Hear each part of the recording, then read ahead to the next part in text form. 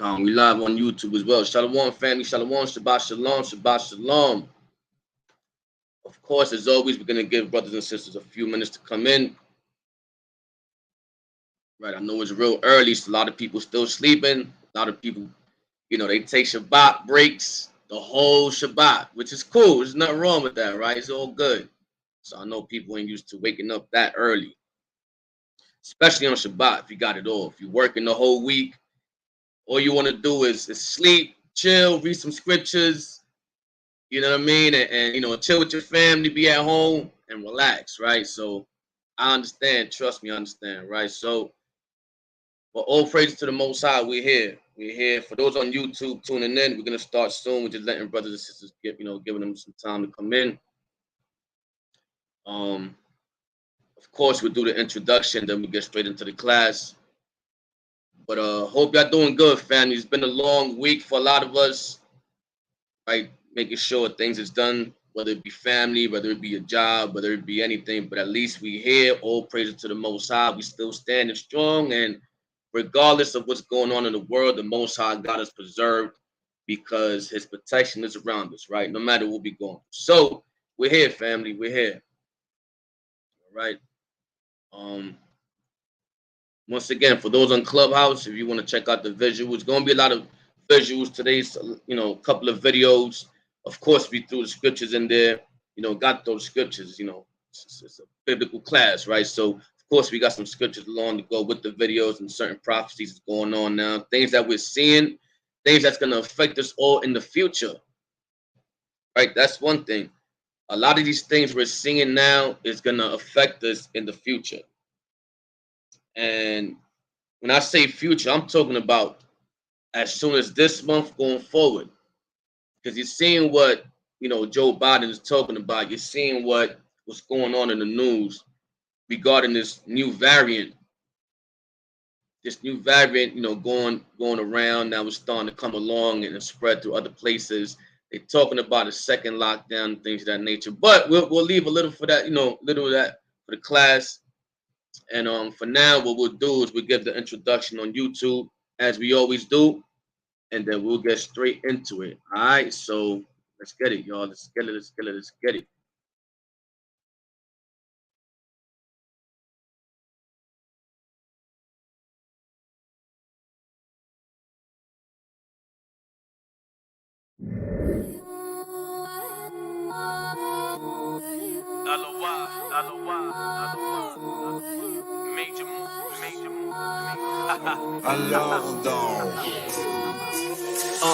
They hating on Candace, acting like women with periods and cramps who can never do what we do. It was never a part of the Most High's plan, so I understand that you as a man got a lot to go with the baby steps. You see, we militant in every step from state to state. I see and regret Israelites coming through. Yeah, you feel the respect, so who is you testing? You're missing your blessings. They're hating so hard, you're missing the lessons. I'm aiming the Western. And all of the clans and all of their crews, avenging the bruise, they hunger slew. A message to heathens, we coming for you. I think to myself, why have compassion when I see their actions? They laughing at us and they glad they have us at the bottom scrap before the crunch for master. Broke the chains, now we calling our nation back to repentance, back to their essence, back to Yahweh, back to His laws and commandments. They want to be us, but they can't. The wise grow when the seed is planted. Go study the ants. The way they gather together and work as a team. I should holler my team. Extra clip with the beam. Niggas are selling their dream like they're making a scene. Always in drama, but not taking care of these seeds. But part of the game is that. Back in the days that would've got checked, but they cut them a check. To turn their backs and honor, respect, and morals. Don't believe what they tell you. Do your due diligence. Mix intelligence with the elegance. When you do, someone consider it arrogant. I'm giving you game to put it in play. I'm feeling the rage of people enslaved. The cancerous world we see today is already written. It's part of the phase. But don't be phased. Gotta be strong in this faith. Gotta continue and pray and fast in the love. Cause I'm never cleaving the hate. Israel only, don't get it twisted. The other nations is on my hit list. I know they be mad whenever I spit this, but I hate them with a perfect hatred. Yeah. I rep the poor, so I'm riding for them. Anything else, I call it a sin. I shoot for the stars and aim to win. Shoot for the stars and aim to win. Shoot for the stars and aim to win.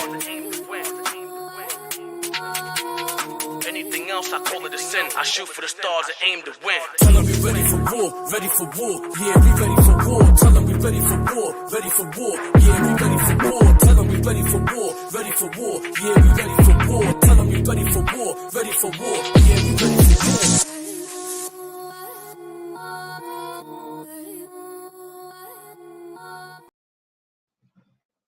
God, all praise to the Most High. Shabbat Shalom. Once again, family, Shabbat Shalom. Hope everybody's doing good. Everybody's having a blessed and peaceful Shabbat. So today we're going into, a couple of things. I wanted to touch on a couple of topics because it's current events, fulfilling prophecies, and certain things going on. Certain things, once again, we have to pay attention to, right? Because it's going to affect us all, whether you're in the truth or whether you're not in the truth, whether you're an Israelite or you're not an Israelite. The good thing about, or the great thing about being an Israelite and keeping the commandments is that we have the Most High's protection. So in these end times, when we see certain prophecies unfolding and we see that we're getting closer to Yahweh Shah coming back and America falling, we have the Most High's protection and his angels surrounding us to make sure that we're good. That's what the scriptures tell us, right? The scriptures tell us that the angels encamp of those round about those who fear the Most High. So although it's going to affect us all, we do have the protection of the Most High. However, we can't say for sure if we're the elect or what's going to happen to us exactly in that day, or how we're going to be moving, or where we're going to be at. So we can't ever guarantee our position and what we'll be doing. However, we can guarantee the Most High keeps his word, and he is going to protect his chosen. And that's why endurance is key, right? Endurance is key. Fighting unto the end.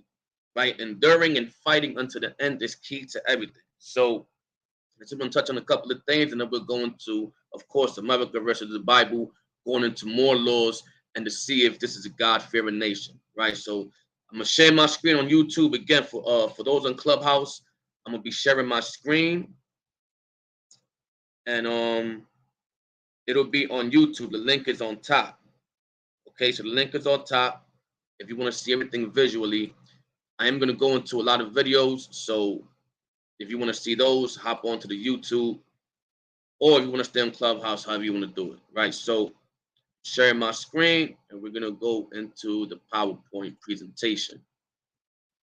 Okay, so AI robots, US dollar, collapsing, and America versus the Bible part 2.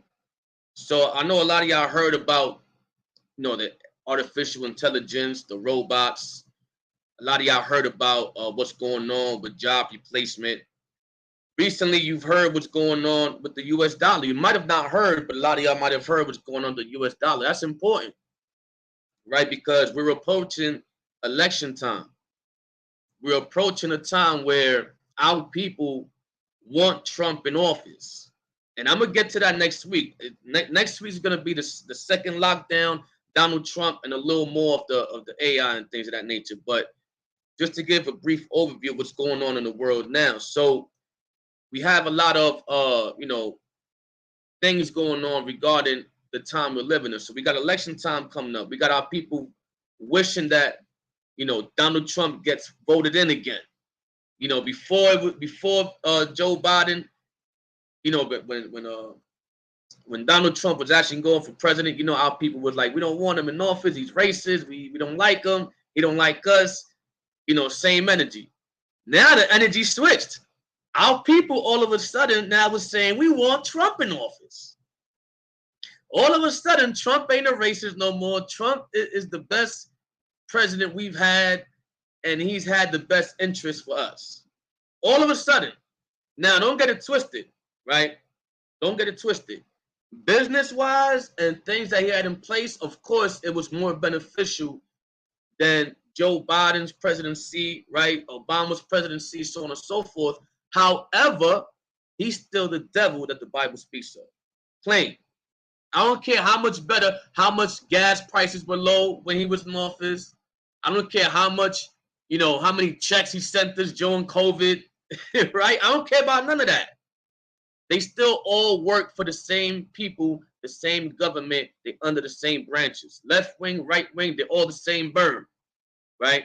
So next week, I'll go a little more into that, but these are just some of the things attached to what's going on in conjunction with AI robots and the US dollar collapsing. So let's go to the first slide. Okay, now we're leaving off where we left off last time. I kind of rushed it a little bit because time was running out, but I'll go over it briefly again. So the Bible commands us to leave food for the poor. If you have land, if you have, right now, we're not in control of America. So the people that's in power, the people, the elites that's controlling America, they should be able to enforce these laws, right? The Bible commanding us to leave food for the poor.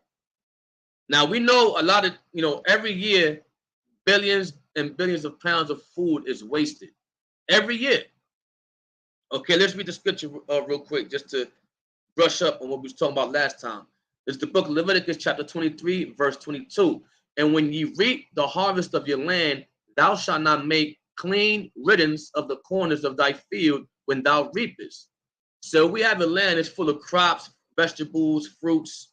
We're not supposed to take everything and be greedy, especially when we have an abundance. Okay, reading on.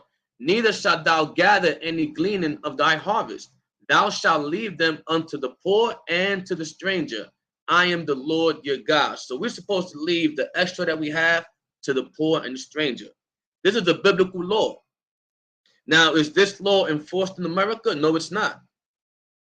That's why so many people out there are starving. So many people out there is hungry because the food supply is being limited by the same people controlling the world, controlling America. That is being limited and on purpose. Why? Because everything is about a dollar. Everything is about making money to them. So if they're not making money, they're not giving you anything for free. Right? You go to Walmart when you need it. You go to Target somewhere. You ask them, "Can you give me something for free?" Nope. Sorry. You got to pay, and you got to pay taxes. Right? You got to pay the original price plus taxes. Ain't no break here in America in Walmart, Target, wherever you shopping. You can't go to the store and ask for a discount, even if you need it. But the biblical law tells us we are to leave anything extra that we have to the strangers and to the poor. Leviticus chapter 19, verse 10. And thou shalt not glean thy vineyard, neither shalt thou gather every grape of thy vineyard. Thou shalt leave them for the poor and stranger. I am the Lord your God. So when you go back to part one, we went over how one of the biggest slogans is "In God we trust." Another concept that they falsely believe is that America is a God-fearing nation. If this were true, these biblical commandments that would benefit the whole nation would be imposed on this country.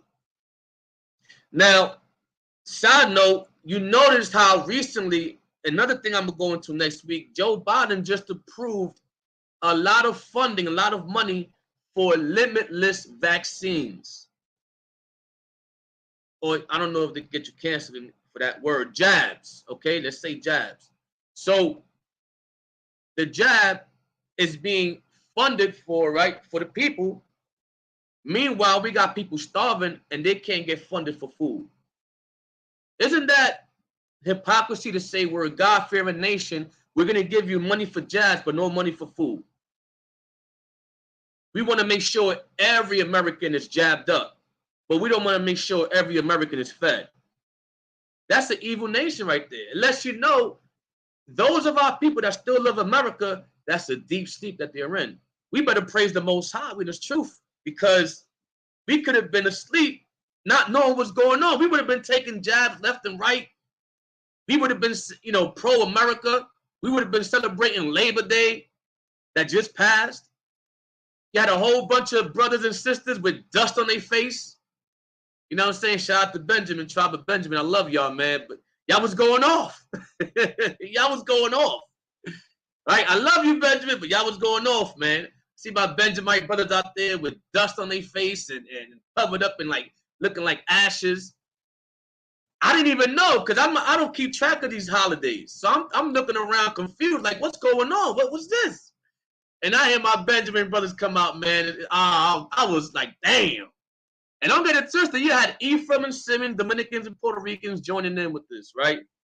Over there having their little parties and all that. So we just had a holiday that didn't commemorate our freedom.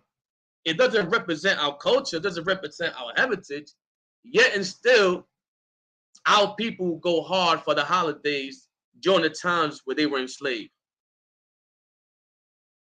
Thank the Most High in His truth, brothers and sisters. We don't understand the blessing we have knowing this knowledge when we do have it until you see how bugged out we could have been.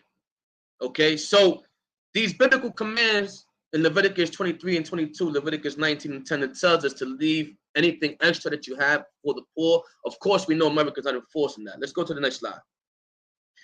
It's 23 and 11. But the 7th year thou shalt let it rest and lie still, that the poor of thy people may eat, and what they leave the beast of the beast of the field shall eat. So even the Bible, the laws of the Bible, the laws of the Most High God, it even protects the animals. It says, leave it for the poor of your people and the animals. So even the animals being looked out for in the scriptures. Even the animals eat. But according to America, we seeing stray cats all around the area. We seeing stray dogs. We'll see animals starving and in danger and just dying, and we don't do nothing right. I mean, you know, that's just what it is. The Bible says what? The heart of a righteous man regardeth the life of an animal. A lot of dudes, they'll see a stray animal and start, you know, bullying the animal, kicking it around or, you know, abusing it. But the scriptures command us to even look out for the animals. Look out for your people, the poor, and the animals. Because guess what? Animals is part of the Most High's creation. That's a part of the Most High's creation. To treat it anything less would be us telling the Most High, listen, we don't care. We don't respect what you made. We don't respect your creation, even though you gave us laws on it, right? So Deuteronomy 24:19.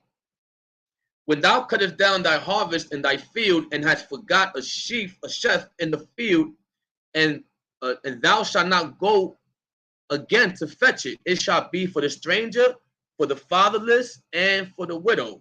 Now, in this society, we know a lot of times, you know, situations happen. We have situations where, let's say, there's a couple in the house, they're both bringing in an income for their family, but something happens to one of them health-wise, an unfortunate situation happens where a death happens, you know, and now they're left as a widow, or the children are left fatherless. Where are they going to go for help? The government only gives them but so much through government assistance. They only give you so much. They don't even give you enough to survive. You have to work 2 or 3 times harder or longer with 2 or 3 jobs just to be able to complete with the assistance they're giving you. The assistance they give us, it leaves us broke. That's why you can't even, if you get, let's say, Section 8, you're getting food stamps, you can't have a job making over a certain amount. Why? Because they'll take those government assistance away. They'll take those benefits away. So they're not for the best interest of our people. It's either stay broke and we'll feed you crumbs from the table, or if you make a little over broke money, you know, then we're going to take your benefits. That's how America works.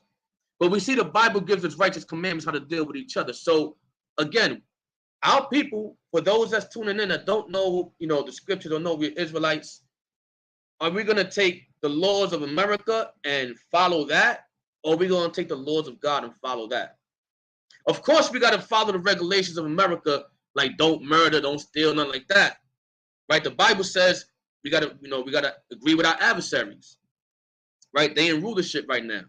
However, the laws of God that we can't keep, are we going to keep those or are we going to ignore it? That's the question for us to ask ourselves, right? Let's go to the next slide. So all around America, we got restaurants and food shopping stores, right, requiring to throw away leftover food. Now, last time I brought this out, a sister made a good point. When companies and restaurants give away food, let's say leftover food, what happens is it can be a liability if there's food poisoning or if a person gets sick after eating, you know, certain foods from, you know, receiving it from restaurants. Now, restaurants can get sued for that, right? They can get sued. Therefore, that's why they throw all the food away. However, they, you know, the elites, the ones who make up laws and pass it, they can easily make a law that says anybody that takes leftover food, if you're starving, if you eat it, that's up to your discretion. That's up to you. But you can't sue. They can do that. But will they do that? That's the question. They won't really do that. Why? Because there's no benefit for them in that.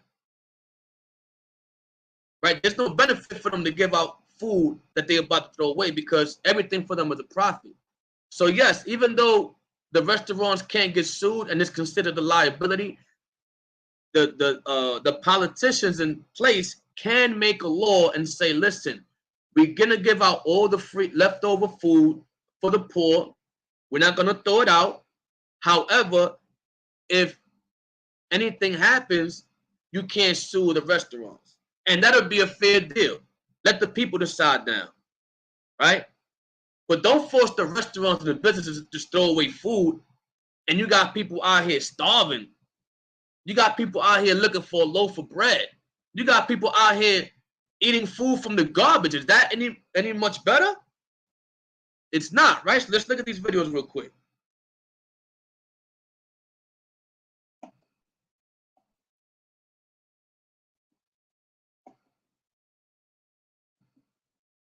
So for those on Clubhouse, there's a video I'm showing right now showing dozens of shopping carts filled with food sitting outside, right outside of Walmart.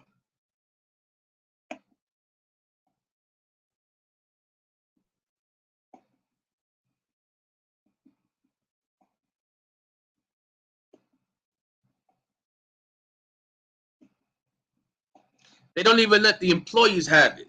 That's what they're saying. Not even the employees can have this leftover food, even if they needed it. Right, let's forward it a little bit. See the actual food outside.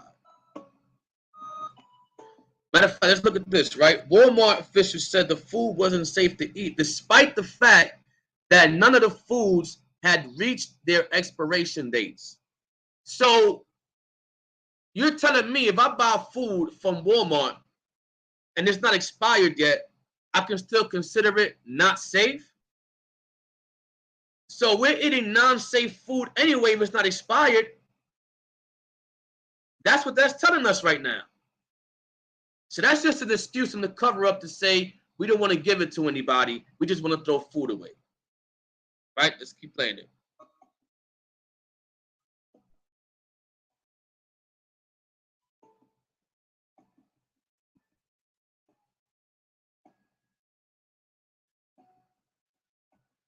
So you see it. You see how it's bringing out, you know, people noticing this stuff.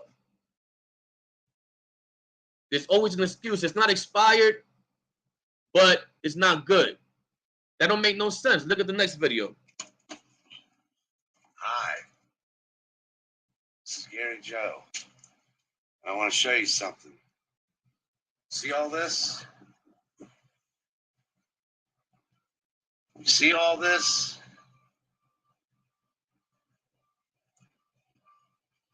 See all that?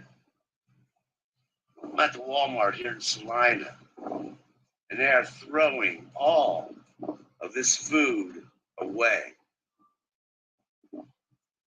All of it. Look. That's a lot That's of what's food. fucked up with our country. You want to see something else? Look.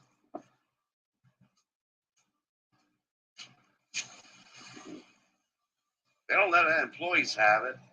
They won't sell it to anybody else.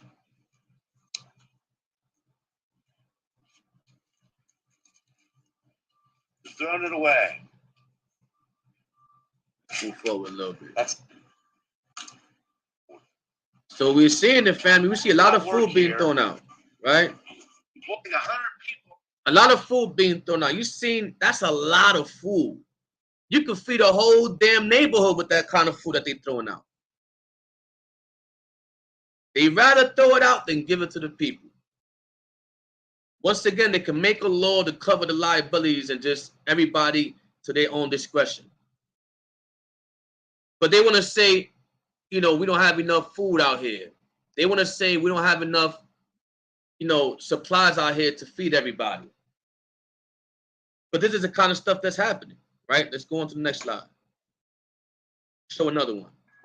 Came to Walmart to buy brass soap for the clock guy's clock cleaning and polishing endeavors. So we decided to whip around the back and check out the Walmart dumpster.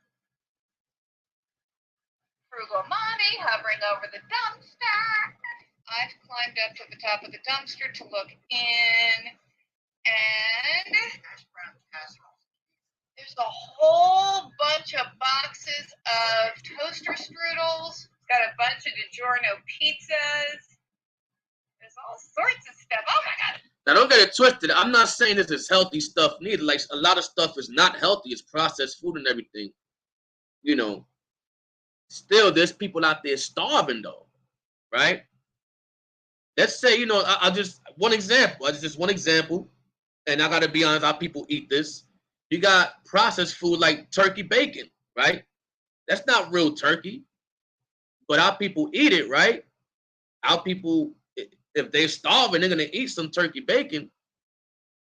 So those are the kind of food they're throwing out as well, right? Things that people eat on a regular basis. I just play a little more and we go to the next slide. There's a man. Oh, look. Brown and excited by it. We can pull in or off. A lot of food. It's got a couple of long baguettes. See that? A lot of food they're throwing out. Let's go to the next slide. All right. So that's that. Wanted to touch on that, brush up, but that's what we left off last time. Now we're going to go to AI robots. Right? AI robots will be replacing jobs on a large scale, leaving people jobless. Now, another thing I'm going to bring out next week, I'll go more, in depth. They want to control people with a UBI, right? What is a UBI? UBI is a universal basic income. So what happens is they'll replace your jobs with these robots, artificial intelligence, and then give you a universal basic income that everybody receives, so you can stay home and it can have you controlled and programmed. Now you're not, you're literally in your house. You're literally getting paid to stay in your house and not do nothing. At the same time, they're pushing for lockdowns, limited areas where you can't even leave your own neighborhoods, right? The priest brought that out last week. I think it's called 15-minute cities. So these are the things that's taking place. Now, to some people, this might seem cool. This might seem like a good thing because that's how it's coming across to people. Oh, that's so cool. We can have a robot, serve you your coffee. We can have a robot make a sandwich. We can have a artificial intelligence truck, a robotic truck that drives itself. Wow, that's so cool. But they don't know that's replacing jobs. Now people's getting fired and not able to make money to feed their families, right? That's all the negative impact. Okay, that's all the negative impact. There's certain perks. I agree. There's certain perks. There's certain good things if used in a good way. If used for the right things, technology can be really good. But as we see how the world is going, the people in power, they're not using technology for the good. They're using it for weapons of mass destruction. They're using it for robots to replace your jobs. They're using it for robots to play policemen and police dogs. You can't tell them, officer, my hands is up. That's a damn robot. They don't give a damn. Certain words you say, it's installed in them, right, as a trigger word to shoot. You might just say, I'm not doing that, or whatever. You might resist a little bit and you shot down. That's the times we're heading into, brothers and sisters. If you have children, especially let's say if your children is 10, 15, they're going to see the stuff at a large scale in the future. We have to prepare them for this kind of stuff in the future and stay strong in the commandments of the Most High, because what we're seeing now, brothers and sisters, is nothing compared to what's coming. If you're 40, 50, 60, you know, you're seeing it a little bit now, but you're not going to feel it as much as the newer generation, right? I'm only 33, so I might be in the middle. I might be in the beginning phases of all jobs being replaced, right? Who knows? Me personally, it's my opinion. Don't quote me on this as being scripture. I don't give this kingdom more than 20 years, maybe less, but that's just me. That's my opinion as a man. Okay, take it and go out. Hey, brother, look, you said 20 years. 20. All right, that's my opinion as a man. It's not prophecy. So here are some jobs that AI is most likely to replace: telemarketing, bookkeeping clerks, compensation and benefit managers, receptionists, couriers, proofreaders, computer support specialists, coders, computer programmers, software engineers, data analysts, advertising, content creation, technical writing, journalism, paralegals, legal assistants. That's a lot of jobs, brothers and sisters. A lot of our people work in these kind of jobs. A lot of our people, they are, you know, they're making a living off these jobs. That's how they bring food on the table for their family. AI replacing the jobs means those people in it are now out of a job. And now what do they have left? So it's important. This is why I'm going over it. It's important because this is the future.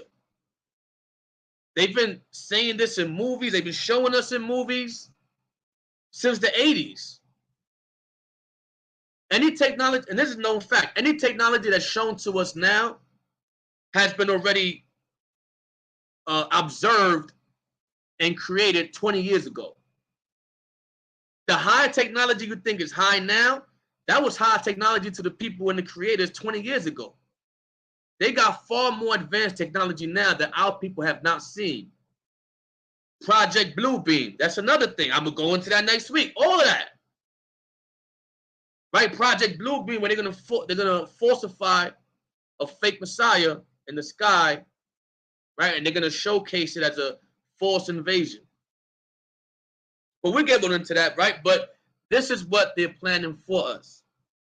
I know y'all heard about, you can look it up, probably never heard of it, but some of y'all probably did. China made an artificial sun. China made an artificial sun, which is, you put one and one together, which is why the reason is why Bill Gates wants to put some kind of dust chemicals in the air to block the actual sunlight from the real sun and insert that artificial sun. Look it up. This is the times we're heading in. Right? So let's go to the next slide. So let's look at some other jobs that might have not been mentioned that could be taken by AI or replaced by AI, right? Let's do this.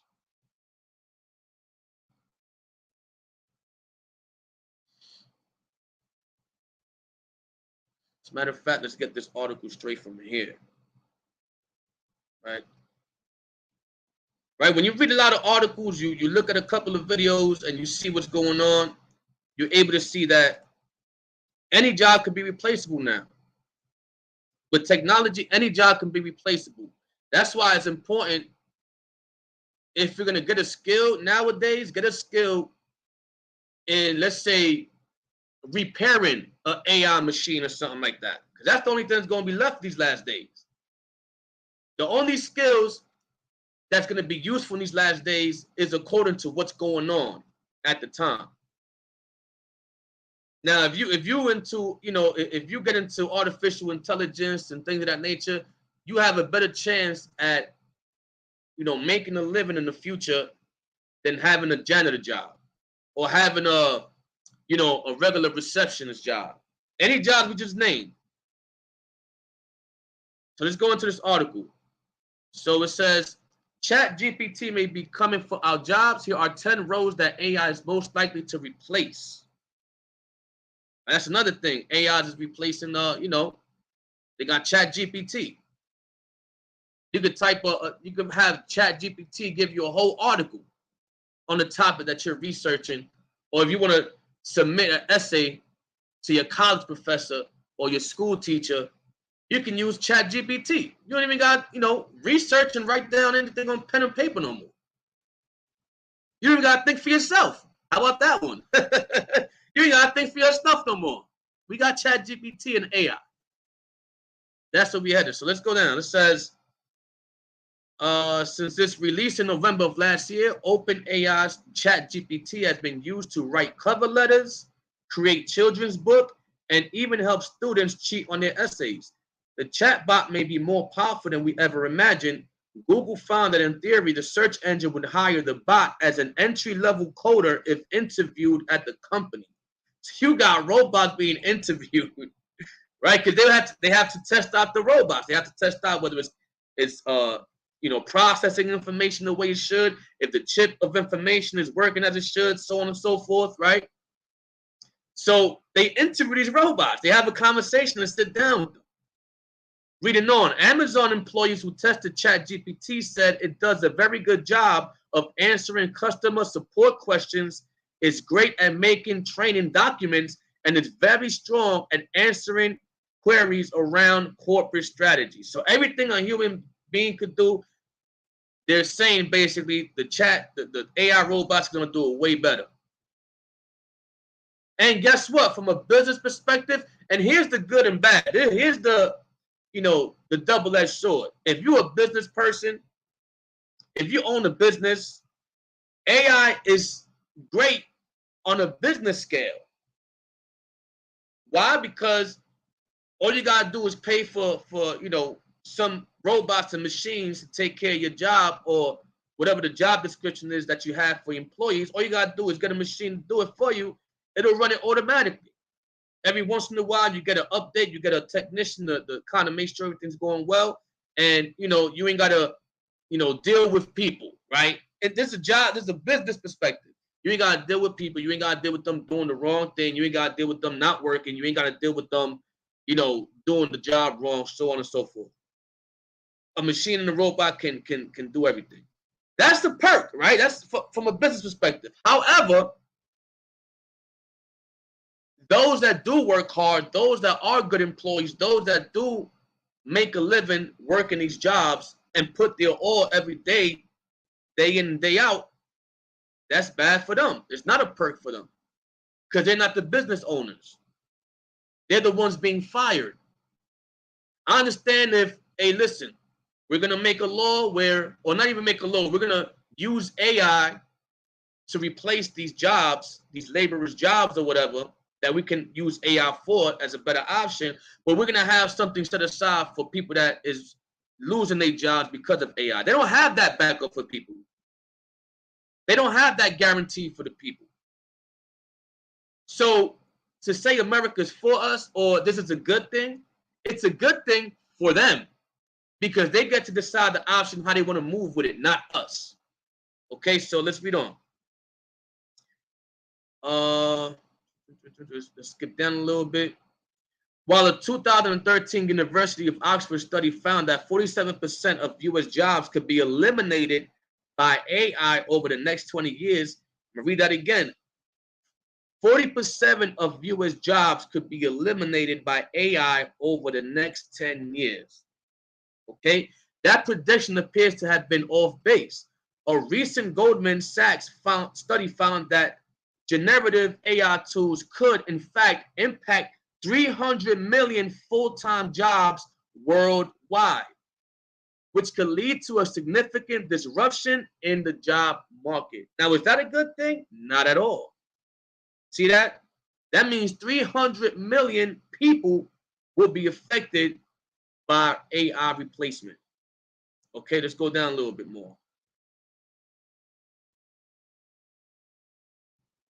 We have to think about these things as productivity enhancing tools as opposed to complete replacements. You see, and they're always trying to give you the soothing thoughts, right? It's not that bad. Don't think about it as a negative. It's like saying, listen, I'm gonna steal from you, but don't think about that as negative. Just think about that as me holding something for you. That's how they basically talk to us. It's an insult to our intelligence sometimes reading the comments that these people have. It's an insult to our intelligence sometimes. Like, damn, you think we're really that stupid, right? Reading on. So it says, insider talked to experts and conducted research to complete a list of jobs that are highest at risk for replacement by AI. Let's get into that a little bit. So we got, where did it start? All right, tech jobs. Okay, we went over this already. Coders, computer programmers, software engineers, data analysts. Coding and computer programming are in-demand skills, but it's possible that ChatGPT and similar AI tools may fill in some of the gaps in the near future. See that? Now, I'll say this. I was one that, before real estate, before certain things, I was going into cybersecurity. I was going into, more certificates, going down that road with technology, right? Now, right now at the moment, that's one of the skills that's in high demand. For cybersecurity, you may be starting at 120, 180 if you nail the interview. And the more certificates you have, the more experience you have with those certificates in the technology field, the more your salary increases because it's more experience that you have, and that's in high demand. Let's say you work 2 or 3 years in cybersecurity and you get your next certificate higher up. They're starting you at about maybe 200, possibly 250, depending on your experience and your skills. So yes, it is a high demand skill now, and it's a skill that I would recommend to people at the moment, but just know in the area where you're going to be most needed in the future. Because if AI is replacing coding, computer programming, and all these skills, find a skill that AI can't really replace. Like in other words, AI can't put information in the self without the person doing it. Although they're creating robots that do so, that's going to be in the future, right? Get your skills now in those kind of areas where it's needed, and take a look at where the job market is headed to in the future. As we see, it's headed towards technology and AI and all those things, right? So try to find your area in that. It's a little jewel on the side. Okay, so going on. Tech jobs such as software developers, web developers, computer programmers, coders, and data scientists are pretty amenable to AI technologies, displacing more of their work. Now, let's go down a little bit more and we go on to the slides. Okay, so we got medical jobs. Slovakia, my bad. Media jobs, right? Advertising, content creation, technical writing, journalism. Okay, we got legal industry jobs, paralegals, legal assistants. You're going to have damn AI paralegals showing up if something happens to you. You need some medical assistance? We're sending some robots on the way. That's crazy. Oh, you having a heart attack? All right, we're going to send some robots on the way. They'll be there to pick you up. Right? That's what's going to happen. That's the future. Right? You're going to have damn legal assistants be robots. Next thing you know, you're going to have, the role of lawyers being robots. Robotic lawyers. You're gonna have to hire a robotic lawyer, brothers and sisters, if you got a legal case going on. That's how crazy it's gonna get, right? So legal industry jobs, paralegals, legal assistants, okay, market research analysts, teachers. That's not far-fetched. You're gonna have kids going into school with artificial intelligence teachers, robotic teachers, literally. And who knows what kind of programming they're gonna put in them robots. Oh, if them kids act up, hurt them or something. You know what I'm saying? You never know. The dean is gonna be a robot. Your teacher's gonna be a robot. the person hiring you is going to be a robot. Everything is just robots. So if you're a teacher, that's what's going to happen. Okay, financial jobs, financial analysts, personal financial advisors, traders. If you're in some kind of trade, guess what? They're gonna make that robotic too. Okay, graphic designers, all of this stuff, man. Accountants. So we gotta get prepared for this. This is important. A lot of us, I'm not saying all of us, I'm saying for those who would apply, a lot of us get too distracted with social media, get too distracted with things that's going on outside of us, and don't really recognize what's going on in front of us. Everybody should be knowing this information. Why? Because now it prepares us for what's about to happen. Let's go to the next slide. So more jobs AI will be replacing. Now, these are actual videos that I'm showing to show you how these robotic machines work in the job industry, in the job market. Okay, let's start with this one.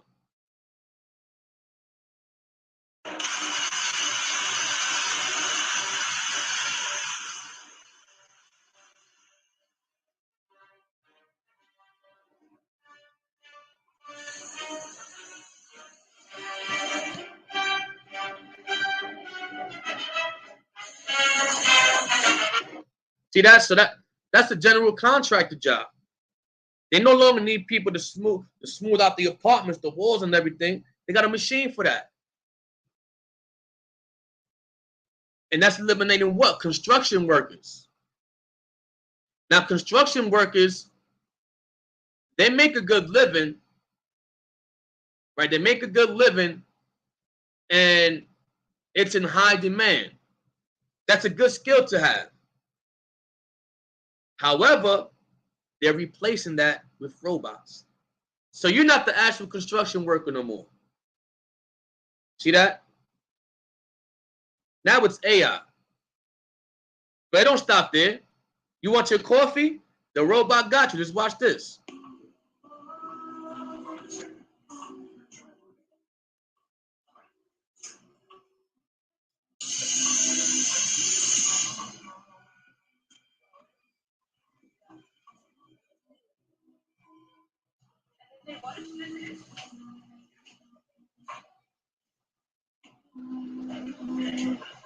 They make it look real nice too. Look at that. People's astounded.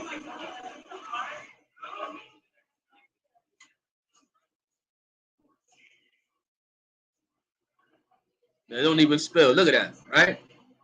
To the people, that looks cool. Listen, that's cool.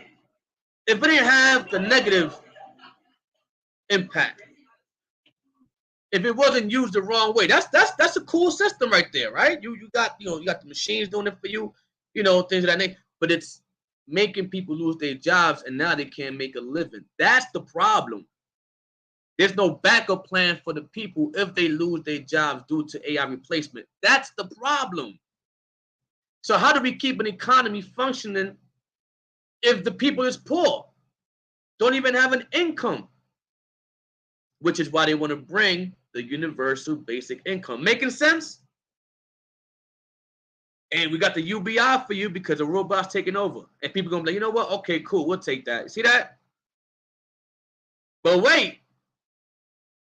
We're going to have stripping robots and bartenders? Nah, I'm a gun. You bugging. Let's look at the video.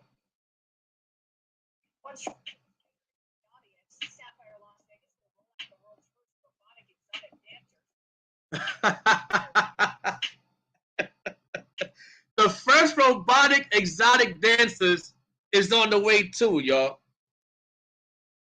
Brothers, if I see you in one of these damn strips on video, I'm going in on you.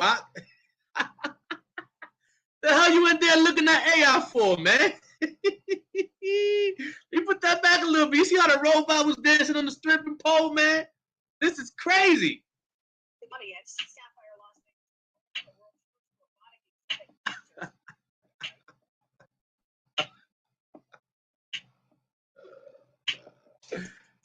Oh man. Look at that. They getting down.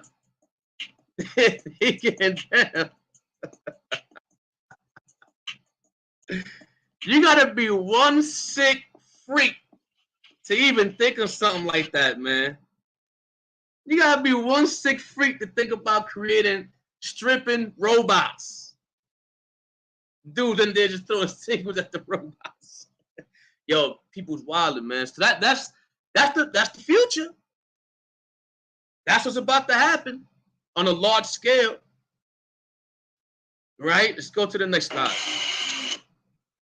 Some more jobs. All right, let's see this robot dealing with cranes. There's the chaos in the yard. These are all the robots. That crane's automated right there. All these little cranes, all these little robots right here. Got to put it down on a. They're called AGVs. I just call them robots for short. You know, this one's taking off. All the way down the dock. These are the job killers. Job killers. So that crane right there is automated. That can coming down is the crane operator bringing it down onto the platform from the ship. Discharging from the ship right now. And then this automated crane will pick it up and put it on top of this job killer right here. There it is, man. Automation working. You see this fence line right here? No humans are allowed on this side. If somebody breaches that gate, then the yard will shut down. Safety measure. There it is, man. Automation. See that? Definitely not a good thing. Be good for the company, I guess, but not for us. All right, you have a blessed day, people. Be nice to each other. See that? So that's what's going on. You got automatic robotic vehicles to move cranes by themselves. All right, we can't make this up. This is what's going on. Now I'm gonna get to this last video to show you another job visually. You know, another job title and description that AI is taking. So I used to work as a janitor. Now, if anybody knows, if anybody worked in hospitals or been anywhere, cleanliness of a place is the most important thing. That's why they hire it. Janitors is to me, janitors is one of the most important jobs and one of the most underpaid jobs in all of America. Janitors is needed everywhere. You ain't going to a Yankee baseball game if the stadium ain't clean. You ain't going into a bathroom and looking at it and trying to use it if it ain't clean. You're not going into the hospital feeling confident that they're going to treat you well if it's dirty, cups everywhere, spillage. So a janitor is needed to do what? To clean all that up, to keep the place sanitized. Make sure there's no garbage floating around where it can cause patients infections, so on and so forth, right? Guess what, brothers and sisters? The robots is taking that too. Right? Let's look at the video.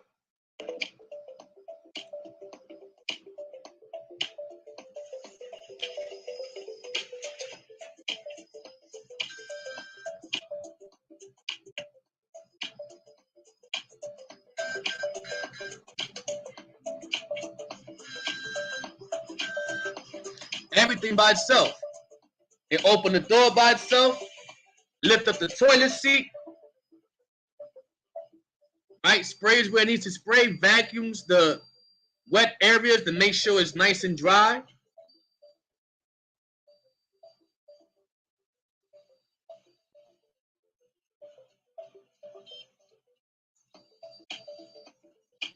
Now that goes around the place and cleans every room and bathroom and everything. Now they don't need a janitor for that. See that? Look, opens the door by itself, goes out, and goes to the next one. See that? That's crazy. That's the future for our people, brothers and sisters. So we gotta get prepared for this, man, because when we was growing up, one of the things that was told to us is work hard and go to school and you'll be fine. Back then, when making $12 an hour was a fortune, yeah, you can say that. Back then, when houses were $7,000, I'm talking about a full house, single family house, big yard. Back in the days, those were $7,000. Back in those days, hell yeah. Go to work, go to college, and you good. Nowadays, that's not an option. Nowadays, a lot of people can't even afford college. You can't even afford the luxury or time to go to college because you got so many other life situations you got to take care of. Some of our people, they're living with their parents. Some of our people, they don't have parents, so they got to live on their own, right? So rent got to be paid, food got to be put on the table, people got to eat, people got to have clothing. How is our people going to afford college with all this going on? Especially in an economy where the parents are struggling to even feed their children. So it ain't no, it's 2023, go to work and go to college. Anybody telling you that, brothers and sisters, is in a damn fantasy world. Right? A lot of these dudes, a lot of these, motivational speakers on YouTube and Instagram, all that stuff, spewing out garbage. All you got to do is work hard and go to school. We all on an even playing field. That's BS, man. We're not all on an even playing field. Because you ask one of them, give me the step-by-step booklet, exactly how I'm supposed to do it. Oh, well, everybody got their own path. So shut up. Stop telling people dreams. Okay, there ain't no work hard and go to college. No, it's not, brothers and sisters, that's dead. If we're not investing in some kind of business or real estate or hard assets, nowadays, guess what? There's nothing really out there. This is why I push real estate, right? I push real estate because it's easy to get into. You don't need thousands of dollars to get into it. There's programs out there to help you find it. I teach that in my real estate classes.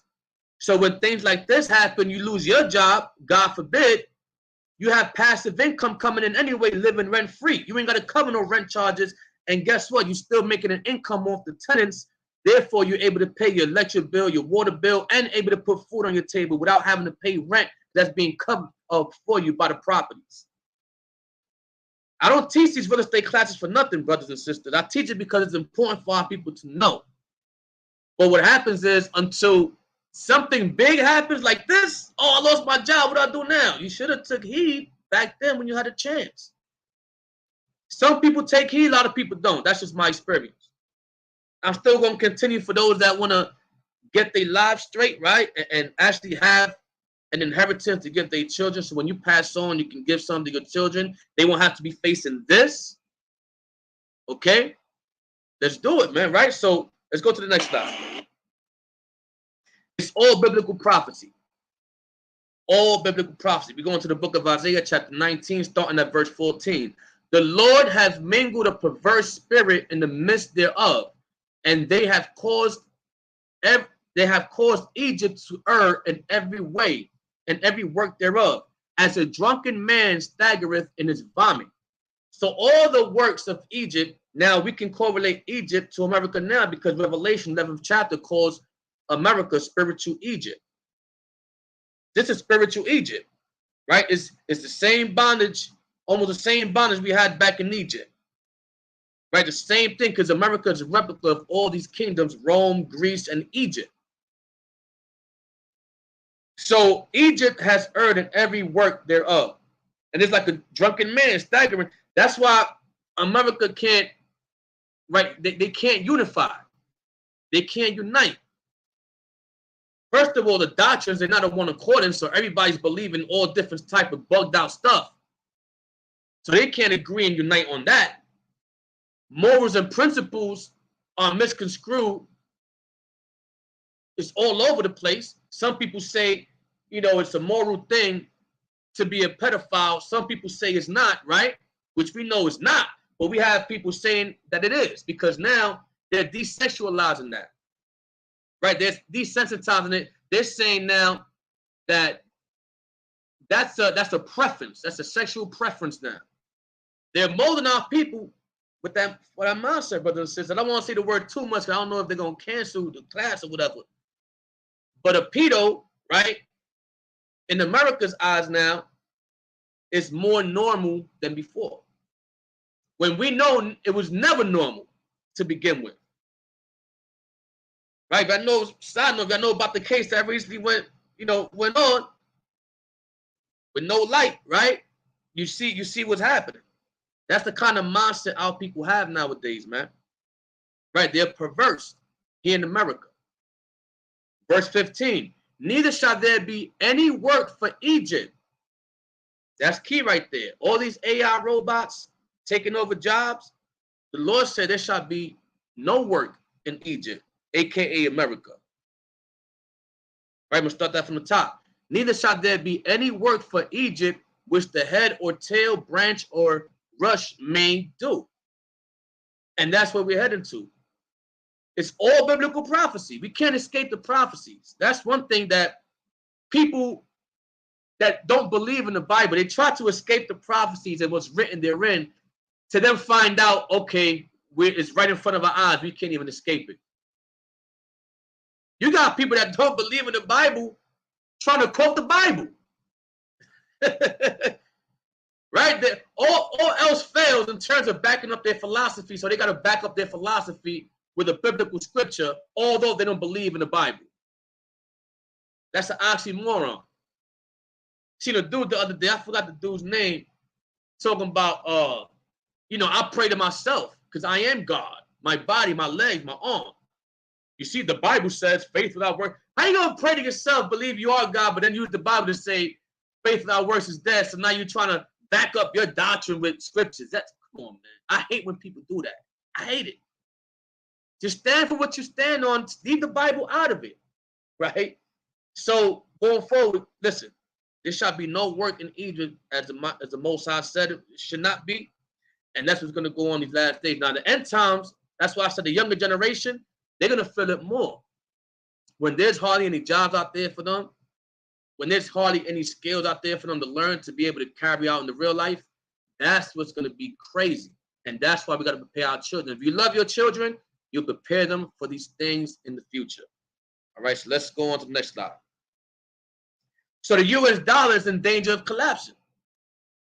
Right, we got some recent news regarding the BRICS nation. Woo, boy, listen, 2024 is going to be a very interesting year.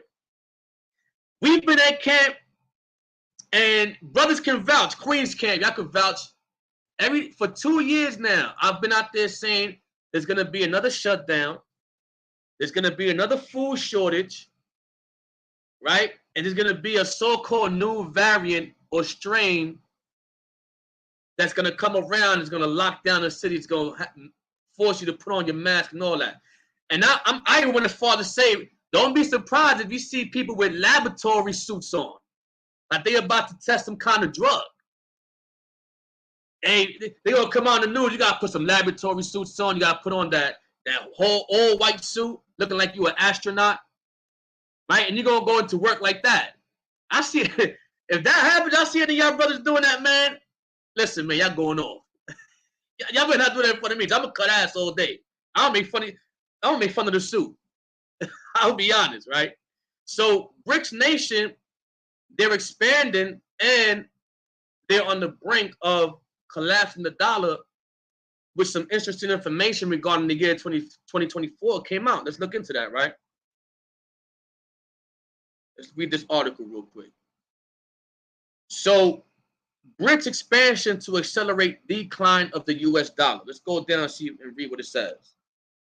It says, BRICS is a grouping of the world economies. In case people don't know, some people don't know. I was speaking to some people over here by my way about it, and they didn't even know what BRICS nation was. So just a little overview in case people don't know. BRICS is a grouping of the world economies of Brazil, Russia, India, China, and South Africa, formed by the 2010 edition of South Africa to the predecessor Slovakia, BRIC. Now, BRIC is acronym: Brazil, Russia, India, China, and South Africa. That's the BRIC nation. The original acronym BRIC or BRICS was coined in 2001 by Goldman Sachs economist Jim O'Neill to describe fast-growing economies that would collectively dominate the global economy by 2050. Now, this was predicted back in 2001. that BRICS would be the fast-growing economy collectively that would dominate by 2050. We are in 2023 now, and things are speeding up. This theory or this concept is becoming more true every day. Okay, so as we head towards 2050, we're seeing now the BRICS nation coming together collectively. And we're going to read how many nations are joining them. Reading on. The BRICS have a combined estimated total population of 3.2 billion, or around 42% of the global population. Okay, they got numbers. Reading on. Let me get to some key points. Okay. Okay, so here it goes. The 15th annual BRICS summit took place this week in Johannesburg, South Africa, and was attended by the heads of state or heads of government of the 5 member states: Brazil, Russia, China, and South Africa and India. Okay. South African President Cyril Ramaphosa also invited the leaders of 67 countries to the summit. Several countries expressed interest in joining the BRICS group, and Argentina, Egypt, Ethiopia, Iran, Saudi Arabia, and the United Arab Emirates were invited to join the bloc. So they joining the party, y'all. They joining the party. They want to get down. Right? It's a full invitation to all the nations that want to join BRICS. And guess who's joining BRICS? Every nation that hates America. That's why the Lord said what in the book of Revelation? That all nations hate Babylon. All nations hate Babylon. They can't stand Babylon. So they're going to join the group that's against Babylon to make sure that they can keep their power first and foremost. That's what it is. That's protection. It's like, you know, a lot of us relate to this. So it's like jail. A lot of people turn Muslim. What? For protection. A lot of people joining the BRICS for protection. Okay, reading on. Full membership. Now watch this. That's why 2024 is going to be an interesting year. Full membership will take effect on the 1st of January 2024. So starting January 1st, so-called New Year, when everybody's blinded by the damn ball falling in Manhattan, right? Probably have a malfunction, end up on people's heads. I don't know. Most High knows, right? Who knows, right? But January 1st, 2024, full membership will take effect, meaning they're officially in. You're initiated. You're part of the gang now, right? You good. So there's a formation happening here, brothers and sisters, right under our eyes. Okay? The debate over enlargement has topped the agenda at the summit, which could allow dozens of interested nations to seek admission as Beijing and Moscow push to forge it into a viable counterweight to the West. See that? Everything is to counter the West. America was considered one of the best and greatest and most powerful nations back in the day. You couldn't touch America. Look at it now. Look at it now. It's falling right before our eyes, and it's a perfect time to be an Israelite and watching this prophecy. Why? Because the prophet says, you know, I'm paraphrasing, but it says, you know, happy is he that liveth to see the fall of his enemy. Right? I think I'm almost quoting exactly the same, but that's what it says. You will be happy to see the fall of your enemy. Can you imagine Esau falling in front of your eyes? And you're like, yeah, all right, it's time. Can you imagine Esau going in chains? And you're seeing that when Yahushua comes back? Yahushua comes and says, look, they joined the BRICS, but you joining us. You joining 144,000. Come over here. We good, right? That's all we waiting for, man. They could join the BRICS. We joining Yahweh B'Hashem Yahushua. Right? Ain't no BRICS harder than Yahweh B'Hashem Yahushua. Right? So we're seeing a lot of nations joining the BRICS because they're thinking they're going to be safe from judgment at the end of the day. Reading on. BRICS had formally announced that they would be more than doubling the numbers of countries in their alliance by accepting 6 new nations. These are not small nations or insignificant moves, as most have traditionally been aligned with Western economic interests. Thus, we are seeing a major geopolitical shift take place this week that could have ripple effects for decades to come. So we're seeing this prophecy come to pass, brothers and sisters. God and Magog coming together. Most High putting the hook on their jaws to come together to do what? To establish, first of all, defeating the U.S., right? Because that's what it's for. And secondly, to try to establish world domination. But we know, according to prophecy, once America falls, ain't going to be no other domination again. Ain't going to be no other world domination besides Yahweh Hashem Yahushua and the Israelites. That's the beautiful thing about being in the truth. You know, after this captivity, after America goes down, Yahushua's coming. Ain't going to be no more heathen rulership after that. That's what the patient and the saints is, you know, what we're patiently waiting for. The saints is patiently waiting for that day where America fall. Because once we see America fall, that's how we know Yahushua is coming back. Okay, so let's read on. It says, let's take a quick look at the nations joining the BRICS alliance. Now, y'all can read the relationship because it gives you the countries and the nations, and it gives you the history they have with the Western and all that, right? But I'm just going to give you the names. Argentina, Saudi Arabia, Egypt, the United Arab Emirates, Iran, Ethiopia, right? And let's read this part right here as well. So the expanding BRICS alliance is a threat to the dollar's world reserve status. So as we know, the US dollar is globally known as a financial tool, as a resource, right? It's considered money, which we know is not real money, but it's it's considered money. That's what they made the currency, right? That's what America made the currency, the US dollar, piece of paper. But that's gonna fall because the BRICS is uniting to do what? To create their own currency. And their own currency is gonna cause inflation in the Americas. Because now we'll have to pay higher prices for products that ship from these BRICS nations over to the Americas. That's how it affects our people. It affects our people because everything you see now that you buy in the stores and your supermarkets, your foods, your clothing, everything you buy here in America is being shipped from other countries, which is united with the BRICS nation. So if they drop the dollar, that means now we will have to pay way more US dollars for what we used to pay for cheap back then. And I don't want to, I'll get into that in the next article. I don't want to say too much. So let's read a little bit of this and we go to the next article.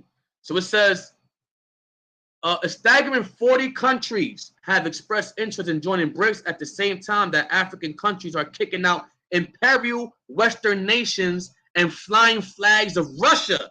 So we see that China and Russia ultimately is the representatives of this BRICS nation in terms of leadership, in terms of power.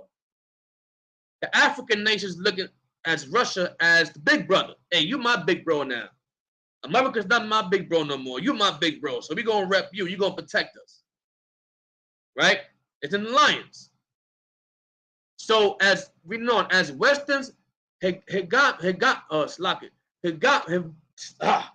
hegemony dwindles, so will the value of the dollar. Now, here's another thing I want to add too. For those that got a lot of money saved up, cash on the side, when the dollar crashes, guess what, brothers and sisters? That's not going to be worth as much as it is now, at all.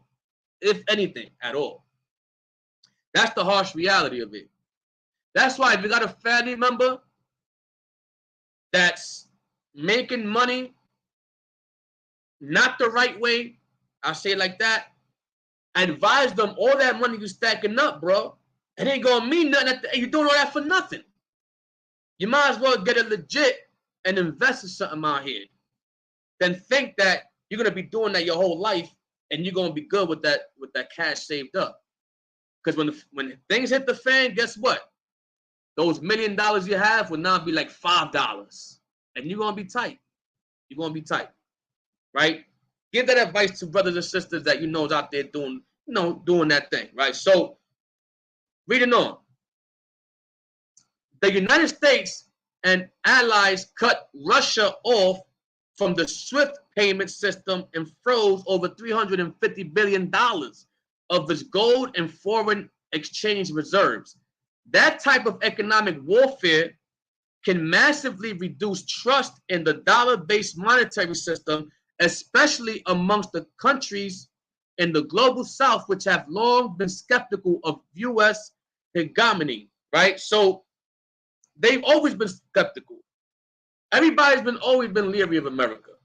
America has always been known to go into nations, bomb them, take over countries, hurt innocent children, so on and so forth. So all the nations was just waiting for either Russia or China to make a move because they're the most two powerful forces besides America. So once they make a move, now they can make a move and join them, and now it's an alliance. See that? So the Most High is moving. A lot of times we think the Most High moving slow, then you got events after events after events happening. And you realize, hold up, man, the time is short. Right? So let's read a little bit more, and then we're on to the next slide. The expansion of BRICS is going to further accelerate global de-dollarization. In fact, new BRICS entrant Iran made it clear this is part of their mission. It says, quote unquote, Iran supports efforts of BRICS in de-dollarization. That was from the Iranian President Ibrahim Raisi right at the summit. That's what he said, simply put. So that's their goal, y'all. And that's why they're teaching, that not teaching, but they're pushing that digital currency now. A lot of people has been complaining this week about Cash App working. People sending money and the other end not receiving it. I made a class on that right a little while back, maybe 2 or 3 months ago, digital currency for Fulfilling Prophecies, right, where they stabbed up the Cash App owner. They stabbed him up. They try to make it seem like it was just somebody that stabbed them up out of nowhere, but we know what's going on. Now Cash App is acting up at the same time having this FedNow digital currency system. So FedNow is going to be the new Cash App. See that? So it's all unfolding. We just got to pay attention. That's it. So let's go to the slides. Y'all could read this article by, on your own, right? Get the slides real quick. So we have to measure the times. That's what the Bible teaches us. We have to be wise and measure the times. Know what times we're living in, brothers and sisters. Don't get caught out there slipping. Don't get caught out there sleeping. Can you imagine the city shut down and you out there doing your thing, doing whatever, and you don't know what's going on? Now you can't come back to wherever wherever your house is, wherever you located. That's gonna be, and you can't get back to your family. You locked down, you shut down that city. That's gonna be a bad feeling, man. You're gonna feel bad about that, and you're gonna wish that you was out there with your family instead of doing what you was doing, right? So this 2nd Ezra chapter 9 and verse 8, it says, "He answered me then and said, Measure thou the time diligently in itself." So we are to measure the times diligently. "And when thou seest part of the signs past, which I have told thee before, then thou shalt understand that it is the very same time wherein the highest will begin to visit the world which he made." See that? The Most High is visiting us now. He's visiting the world right now. The recent earthquakes going on, right? I think it was Dominican Republic, something like that. There's a storm going on. It's happening everywhere. Verse 3, "Therefore, when there shall be seen earthquakes," that's what happened recently as well. You see a lot of earthquakes in different places, "and uproars of the people in the world, then thou shalt well understand that the Most High spake of these things from the days that were before thee, even from the beginning. For like as all that is made in the world have a beginning and an end, and the end is manifest, even so the times also of the highest have plain beginnings in wonder and powerful works, and endings in effects and signs." See that? So the Most High God never comes off his throne to tell us or give us a message. He shows us signs and he gives us a message through prophecy, through famine, through earthquake, America going down, the BRICS nation joining together. That's all prophecy. The Most High said, "I told you this from the very beginning." Verse 7, "And everyone that shall be saved and shall be able to escape by his works and by faith, whereby ye have believed, shall be preserved from the said perils. and shall see my salvation in my land and within my borders. For I have sanctified them for me from the beginning. So as I was bringing out earlier, we're approaching more perilous times, but the advantage of an Israelite and the advantage of keeping the commandments versus those that don't is that we have the Most High's protection. The Most High is going to preserve us in these said perils. He said we shall see his salvation, right, within his land, within his borders. And he has sanctified us. And that's the faith we got to keep. We understand we're the creation of the Creator. All of this is sanctioned by the Most High.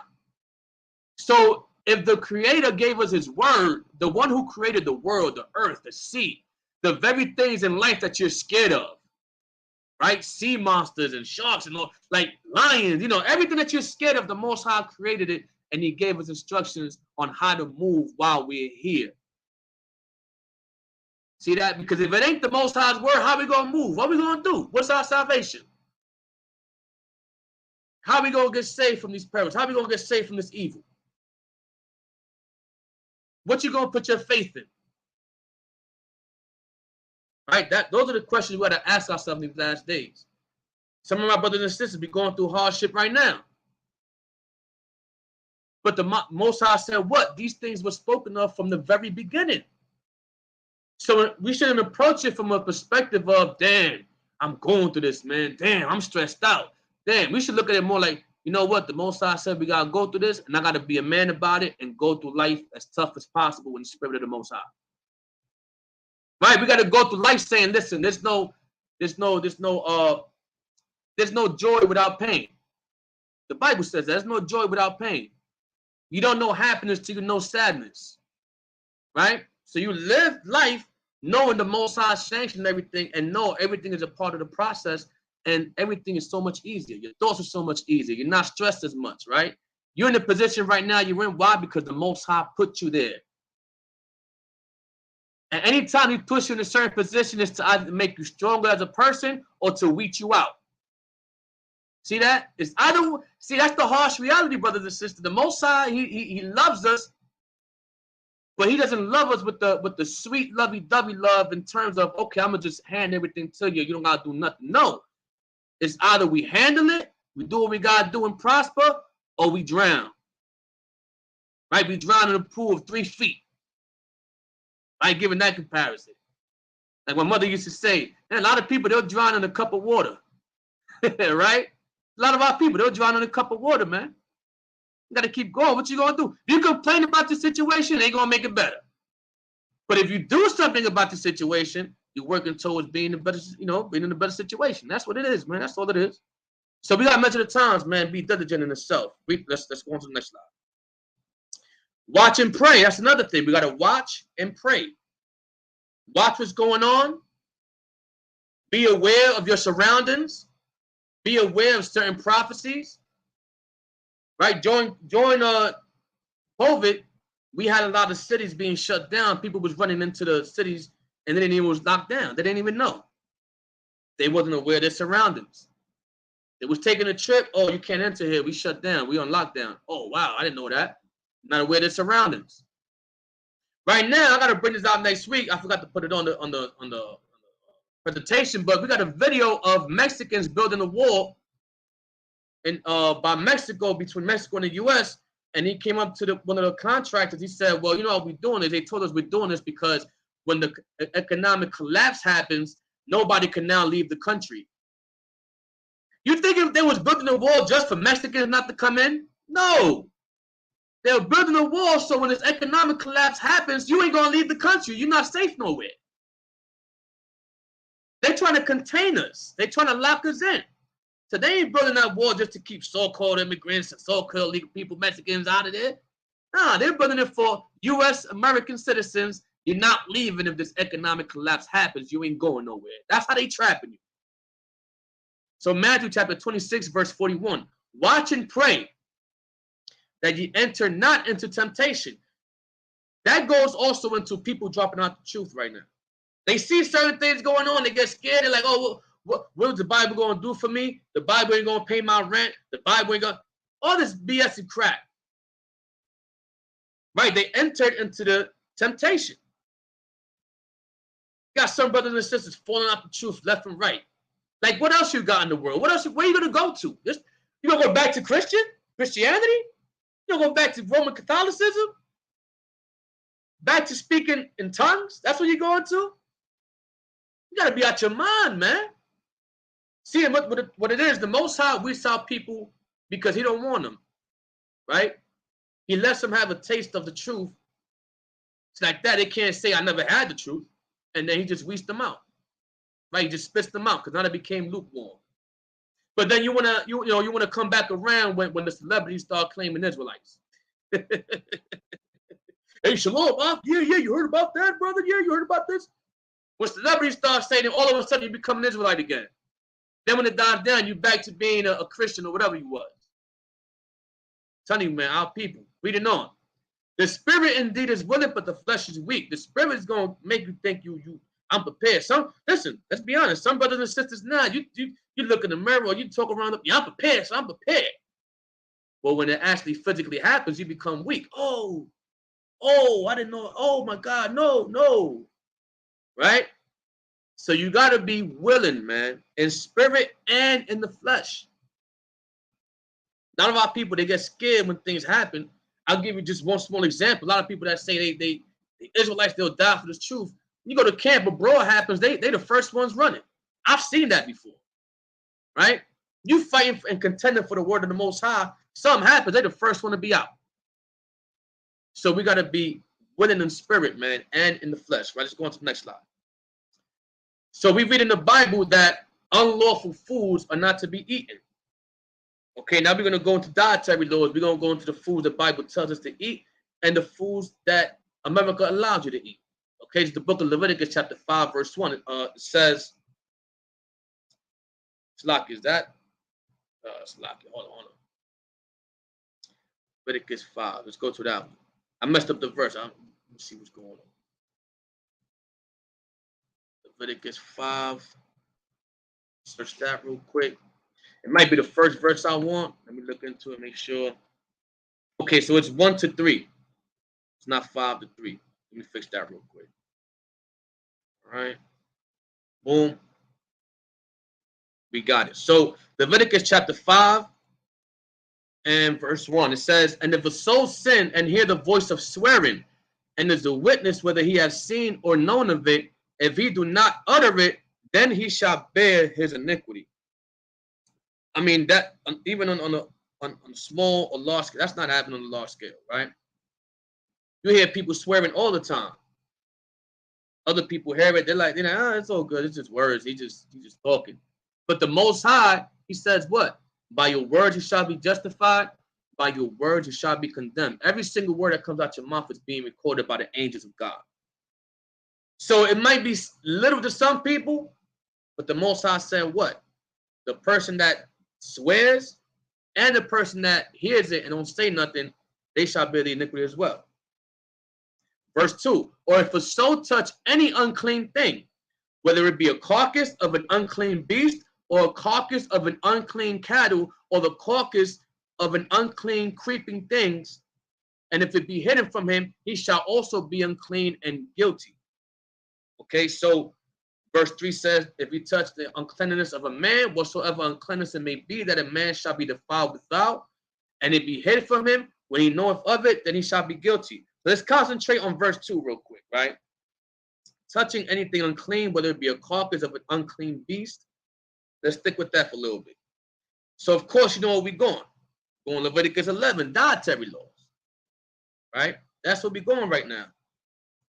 Because the Most High tells us what to stay away from and what you can keep around. What not to touch and what you could touch, right? Leviticus 11 and 1. And the Lord spake unto Moses and Aaron, saying unto them, speak unto the children of Israel, these are the beasts which ye shall eat among all the beasts that are on the earth. Right? Whatsoever part of the hoof and his cloven footed and cheweth the cud amongst the beasts, that shall ye eat. Nevertheless, these shall you not eat of them that cheweth the cud, or of them that divide the hoof. As the camel, because he cheweth the cud, but divideth not the hoof, he is unclean to you. Now, if you was to cut in America, if you was to slaughter a camel right now and eat it, you're allowed to do so. You're allowed to eat a camel here in America if you want. Who gives a damn? It's just a camel. I don't care. Eat what you want. That's the mindset of America. That's why so many people are sick. Right? Which we're going to get into. I don't want to jump the gun too much, but that's why many people are sick. Because they can eat whatever they want. America gives you that freedom. Eat whatever you want. It's not what you eat. It's what's in your heart. Until your heart ain't working no more. Right? It's what's in your heart until your heart ain't working no more. Stop pumping because of what you're eating. So it is what you eat. Right? And you know, it goes for everybody. Because when I speak like this, I speak to myself too. If I'm not doing what I gotta do health-wise and things happen to me, that's my fault. And I gotta look at myself and say, yo, you going off. Right? That's me. Reading on. Nevertheless, these shall ye not eat of them. Okay, I read that verse 5. And the coney, because he cheweth the cud, but divideth not the hoof, he is unclean to you. And the hare, because he cheweth the cud, but divideth not the hoof, he is unclean to you. Verse 7. And the swine. Now, verse 7, of course, is famous because in America, this is one of the most famous dishes out here, even within our people. And the swine, though he divide the hoof and be cloven-footed, yet he cheweth not the cud, he is unclean to you. But in America, they say, don't worry about it. Pray over it and God will bless it. Don't worry about it. I can't judge you by what you eat. And at the same time, they turn around and say you are what you eat, but they can't judge. It's nonsense, man. You see, even the philosophies here is hypocritical. You have one saying, and then you have another one contradicting it, and then people believe in both. Oh, it's a mess here. But we know what the Lord said. He said it's unclean. Verse 8. Of their flesh you shall not eat, and their carcass shall you not touch. They are unclean to you. So we're talking about carcass that we can't touch. Swine is one of them. Pork is one of them. Okay? Salami, whatever title they give it. Pork and swine is one of those flesh we can't touch. It's unclean. Verse 9. These shall you eat. Avoid. Now let's take there with the swine. Now, we know swine also, all these foods that the Most High told us not to eat, it makes us sick when we do eat it. And why does it make us sick? Because how the Most High God created our bodies, these things are foreign to our body. The Most High didn't create these things to go into our body, so when our body treats it as a foreign object, a foreign food, it doesn't even know how to digest it, which accumulates sicknesses. Accumulates toxins in your body. A lot of our people, we have toxins in our body. We didn't even know it. We don't flush. We don't eat right. We eat, overconsumption of meat, so on and so forth. So guess what, brothers and sisters? The Lord said what? One of the most important things is our health. We can't do nothing without our health. But does America promote that? No. They promote the pork. They promote the sauces. They promote, all the swine, all the chops they can eat. They promote it. Read it on. These shall you eat of all that are in the waters. Whatsoever has fins and scales in the waters and the seas and the rivers, them shall you eat. So of all the animals in the rivers and in the seas, we can only eat those that have fins and scales, which we know is fish.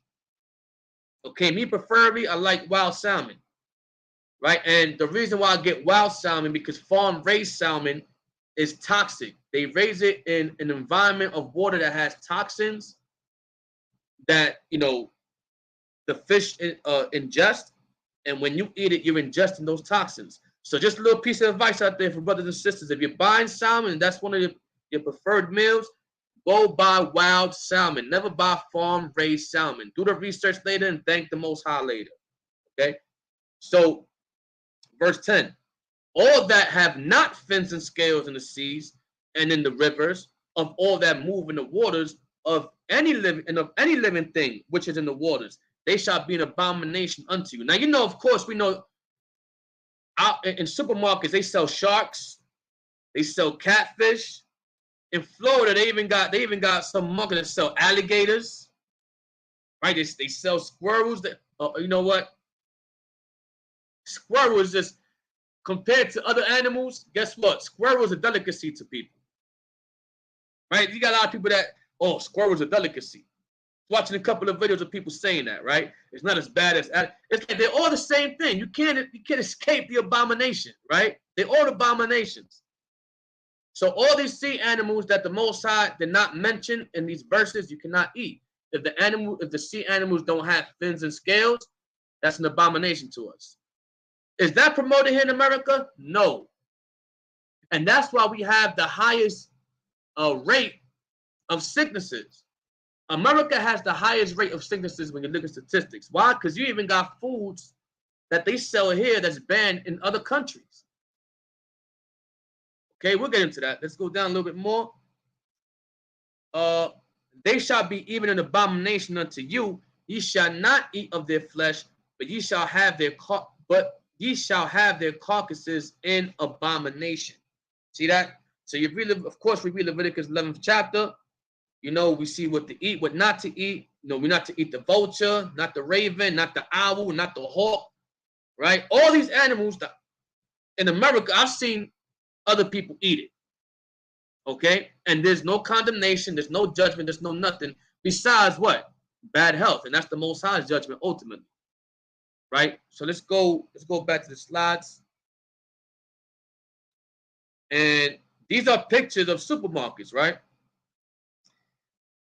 Every time you go to a supermarket, you go to the meat section, you're gonna see all these, all these type of abominations. You got crabs, you got shrimps, you got lobsters, you got pork.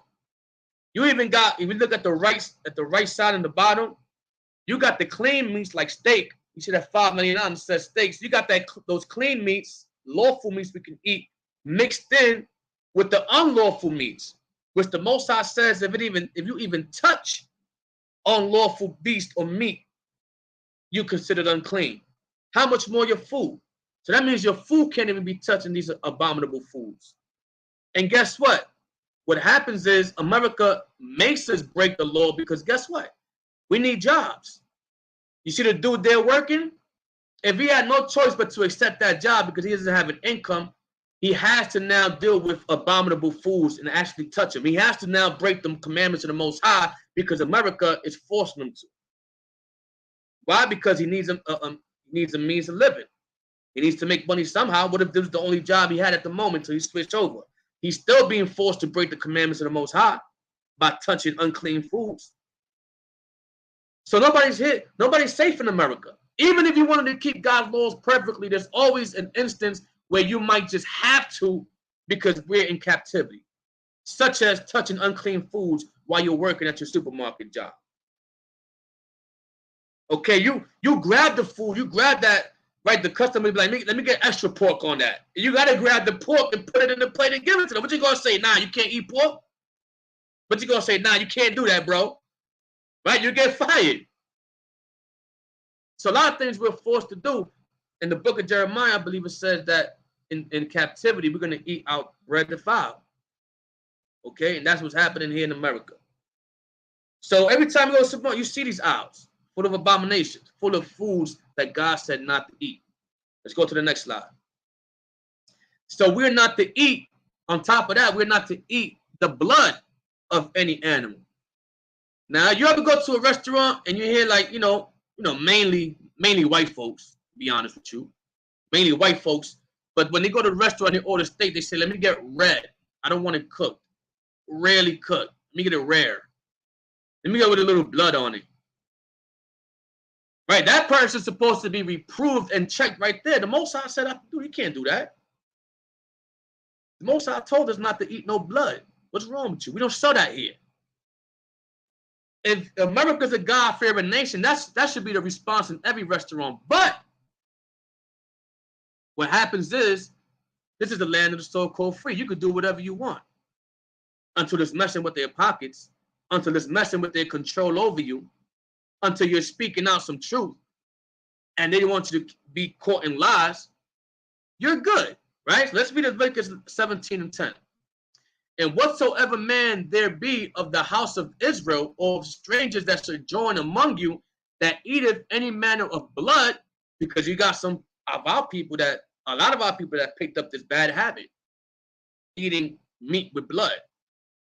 Right? It says that eateth any matter of blood, I will even set my face against that soul that eateth blood, and will cut him off from among his people. For the life of the flesh is in the blood, and I have given it to you upon the altar to make an atonement for your souls. For it is the blood that maketh an atonement for the souls. So we're commanded not to eat the blood, and if we do, the Most High will set his face against us and will cut us off from our people. Verse 12, therefore I said unto the children of Israel, no soul of you shall eat blood, neither any stranger that sojourneth among you eat blood. And whatsoever man there be of the children of Israel, or of the strangers that sojourn among you, which hunteth and catcheth any beast or fowl that may be eaten, he shall even pour out the blood thereof and cover it with dust. For it is the life of all flesh. The blood of it is for the life thereof. Therefore I said unto the children of Israel, ye shall eat the blood of no manner of flesh. For the life of all flesh is in the blood thereof. Whosoever eateth it shall be cut off. Now you notice in some of these verses, the Most High is saying the same thing over and over again. Why? Because our people's hard-headed, right? Well, but you ain't say not this type of blood. Like what blood type you talking about? All manner of blood, right? You got people be stick. What you ain't say what blood type, Lord? You ain't say what blood type. Our people will be full of excuses. Right, we're Jacob. We're supplanters. We're the master of excuses if you leave it up to us. Only thing is we don't do it for the right things. We do it for the wrong things, right? So the Lord had to say, no soul, right, of any blood shall you eat. No manner of flesh. Read it on. And every soul that eateth that which died of itself, or that which was torn with beasts, whether it be one of your own country or stranger, he shall both wash his clothes and bathe himself in water and be unclean unto the even, then shall he be clean. So America does not promote this law at all. You could pick up a dead bird in the middle of the street, cook it and eat it, and there's no consequences here for you in America at all. I had a lady, right? It was a Christian lady. I was at camp. I was dialoguing with her. I was trying to have her see the truth of the Bible, and she was trying to dismiss the dietary laws as being done away with. So I said, okay, let me ask you this. Can we eat alligators? She said, yeah, if you want to. I said, damn, okay. Can I eat a baby that's dead? Well, what you mean? What you mean? You heard what I said. Can I eat a baby that just died? If your child just died, can I say I want to eat that baby? I want to put some barbecue sauce on it, some hot sauce. Now they feel some type of way. You see that? When you hit them with the truth of reality, now they feel some type of way because their logic ain't making sense now all of a sudden. Now they got to question their whole thought process. Damn, I believed this for 40 years. I never thought about it like that because nobody ever told you the truth. That's what happens when you live here in America. You taught so many lies throughout your whole life. When the truth finally hits you in your face, it's hard to believe. It's hard to break out the lies. That's what the Most High said. What? Don't be stuck in our ways. When we come into this truth, we got to be like babes. You got to come into this truth with a sober mind, unlearn everything you learn and digest, right? And intake everything for the truth's sake. Find out the truth in everything you're being told. Don't be stuck in your ways just because, and that goes with doctrine too. Some people might have believed a doctrine for like 2, 3, 4, 5 years. For the 8 years later, they find out, wait, hold on, I had a misunderstanding on that. I should have looked at that a little more closer. Right? I should have looked at that and kind of analyzed it instead of just kind of going, with just certain things. Right? So that's the reality, brothers and sisters. We got to follow the commandments and we got to know the truth of everything. And we know the truth is America ain't following no God-fearing laws at all. Right? Let's go on to the next slide. Leviticus 19:26 reiterates the same thing. You shall not eat anything with the blood. Anything, Lord? Anything with the blood. Right? That's what the law says. Neither shall you use enchantment nor observe times. Let's go to the next slide. How should we eat any lawful animal? As we see in the scripture, and I'll just give you one scripture.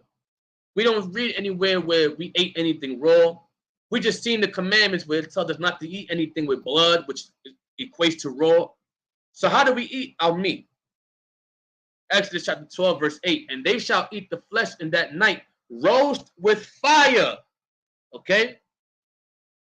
Cook your meat. No rare steak, no medium rare, a little bit of blood on it, none of that.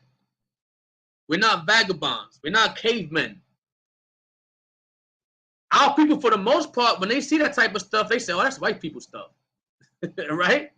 We already know that's white folks stuff. We don't do that kind of stuff. That's why it's infuriating for our people to indulge in that kind of action, because we even know ourselves deep down inside that's not our nature. So the Lord said, "Roast with fire and unleavened bread, and with bitter herbs they shall eat it. Eat not of it raw." Okay, so we're supposed to roast our meat with fire and not eat of it raw. And we just seen the commandments where it commands us not to eat of it raw. So we know we're talking about what? Roasting our meat with fire, cooking your meat. I like mine not too burnt, but a little burnt. That's how I like mine, right? You know, a little burnt. Some people might like it a little lighter, but don't go light enough to see blood on it and then say, "Oh, it's good. I don't mind. It tastes good." Nah. Okay? Nor sodden at all with water, but roast with fire his head with his legs and with the pertinence thereof. Okay, let's go to the next slide. Now, in America, you're allowed to eat any kind of blood you want. You're allowed to follow any religion. You're allowed to do whatever you want. You're allowed to say whatever you want, although the Bible tells us to hold ourselves accountable according to the laws of the Bible. Let's look at these videos real quick. All right? This white folk stuff. Warning, contains footage some viewers may find upsetting. About Check that out. 90% of my diet is raw sheep meat. I'm just somebody living in obscurity, eating my intestine smoothies. Now, he blends his raw meat.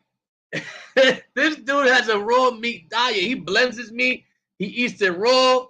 It's disgusting, man.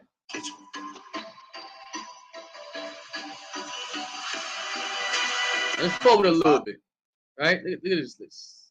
I'll give it a try.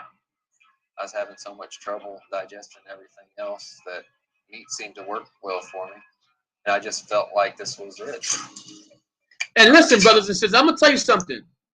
Don't be fooled. The Most High created every nation, right, differently, body-wise. I'm talking about physically. I'll bring that out next time when I have time. But there's also a study that shows you every race of people have different body types. So just because white folks can eat raw meat and you will see them be good for a little bit, if we do that, our body's not created that way. So if we do it, we get sick and we can die. These folks, they can eat certain things, will not make them sick at the moment. Long term it would, but to us, it will be a fast, a fast reaction or a fast, consequence of eating the things they eat. It's a scientific research. It's evidence that every nation on this earth, body-wise, was created differently. What one nation of people can tolerate, the other one can't. Right? And just not to be funny, but even smell, right? Smell-wise, you see the Hamites, the Africans, and the white folks would smell, and the East Indians, oh my God. The way they smell, to them, that's like Burberry. That's like Calvin Klein Escape. That's like frankincense and myrrh to them. To us, that's disgusting, right? See flowers all up on them. To them, that's the most expensive cologne they could buy, which is they stinking body odor. Now us, we can't tolerate that kind of smell. So we go around these folks, you be like, God damn, you smell like wet dogs. I was at the shopping area last week. East Indian dude at the counter. Oh my God, bro. Like you can't put no deodorant on or something. They got natural things too, bro. Like, come on, you can't be that serious.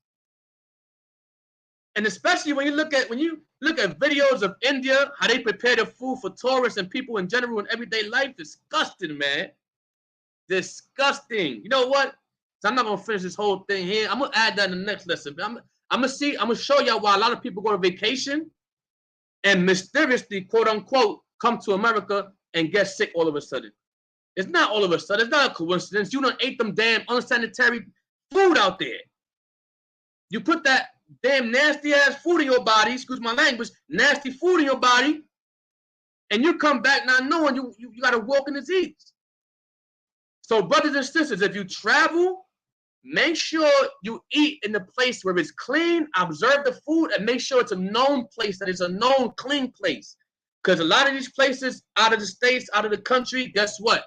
They're making you sick. So going back to the video, there's a lot of things that these white folks can eat that we can't, brothers and sisters. Don't get encouraged. Oh, look, he ate red meat. They're doing it. Why can't I do it? Because the Most High made us different. That's why. Physically and spiritually. They don't have even the same laws we have. Right, let's keep playing the video. Ready to prepare a stomach smoothie? You can smell it too. So here's the small intestine, the whole parts, different parts of the intestines. They all go into my smoothie. And I can eat this. To the smoothie. And feed This me is fine with crazy. it. We go a little forward, man. 20 minutes. Nasty, man. That's the nature of Esau. For one morsel of meat sold his birthright. Now, we know we ain't talking about, we go back to Genesis, they probably ain't talking about the actual meat, but it's still spiritual. You can see how it's playing out today. With actual Because it literal adds meat. variety to a diet that you think would be bland. This is the kidney and the kidney fat. And it's really nutritious. And the Most High told us not to eat the fats of the kidneys or any of that stuff, right? That's in the law. Obviously, this dude don't keep that. It's a good part of the diet, but it might be an acquired taste for some. And look, he got children. So you can imagine what he's teaching his children to be vagabonds, right? To be just like him. And we don't expect nothing less. Why? Because that's how the Most High made it. Right? At the end of the day, people's going to flee to their own kind. That's a good thing for us. We don't want them around us anyway. They're doing this kind of stuff. Right? So let's go with a little bit. Pounds for I said, yeah. a child who couldn't. I don't really eat. Right? I'll There you eat go. it. Just Still the eat it. taste of it. Just what And all you got to do is cook it.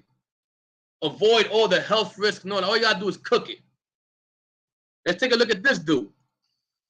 Liver is a delicacy, and I always take out the liver and the heart. But with the first animal of the year, we're gonna take a raw bite of this guy. Look at, oh my goodness, look at this dude.